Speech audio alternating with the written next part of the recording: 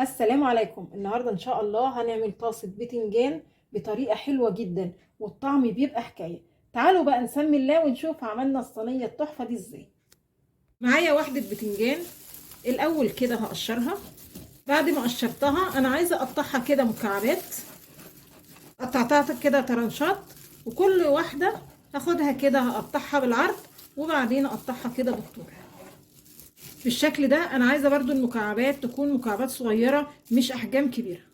بعد ما قطعت البتنجان بالشكل ده هرش عليه بقى شويه ملح، واقلب بقى البتنجان كده في شويه الملح، والملح ما يبقاش كتير علشان البتنجان في الاخر ما يطلعش معانا حادق.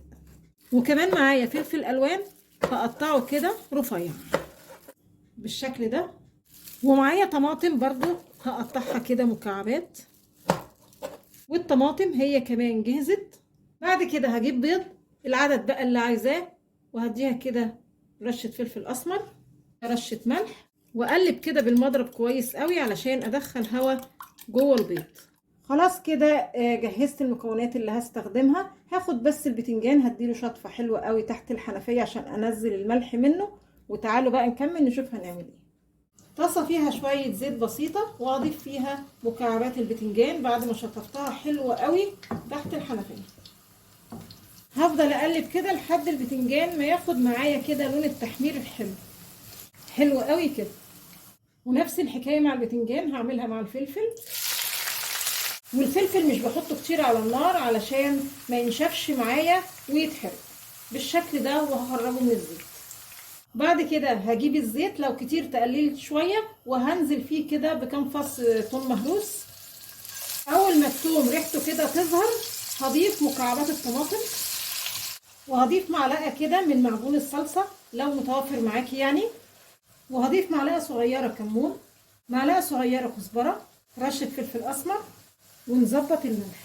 هستنى شويه لغايه ما الكلام الجميل ده كله ياخد تسبيكه كده خفيفه، وبعدين هضيف البتنجان والفلفل واقلبهم كده مع بعض.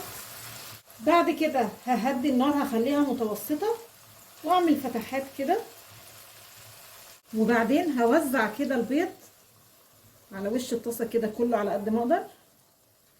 رش على الوش كده شويه موتزاريلا لو موجوده يعني، لو مش موجوده مفيش مشكله، مش مهم. وهغطي الطاسه لحد البيض ما يستوي وكمان الموتزاريلا تسيح. بصوا الشكل قد ايه جميل، تمام قوي كده. وخلاص خطفي. حطيت على الوش بقى ايه كام واحده زيتون كده، وتقدري ترش شويه خضره طبعا، وممكن ما ترشيش اي حاجه وتكتفي بالمكونات اللي احنا حاطينها. تعالوا بقى نشوف ايه الاخبار. وده شكلها يعني بجد جميلة جدا جدا، ولا كأنها معمولة بلحمة مفرومة. طعمها حلو قوي. بصوا جميلة جدا، وريحتها كمان جميلة جدا، وهي أكلة كلها على بعضها حلوة قوي. تنفع فطار غدا عشاء، يعني في كل الأوقات بتبقى حلوة قوي. يا رب النهاردة الفيديو يكون عجبكم، وانتظرونا إن شاء الله بفيديو جديد، وما تنسوش الاشتراك في القناة.